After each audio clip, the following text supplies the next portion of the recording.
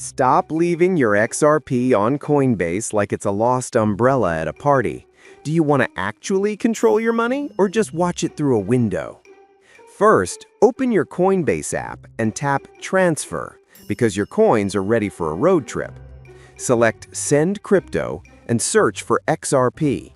Now, teleport over to your Coinbase Wallet app, hit the search icon, find XRP, and tap Receive to get that long string of nonsense they call a wallet address.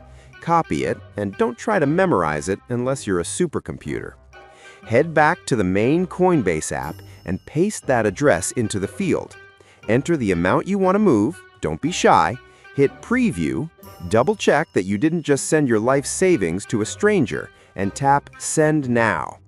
There, your XRP is finally under your roof. If this saved you from a midlife crypto crisis, leave a like so I can feel better about my own life choices. Also, comment the word XRP below so I know you actually made it to the end without getting distracted by cat videos.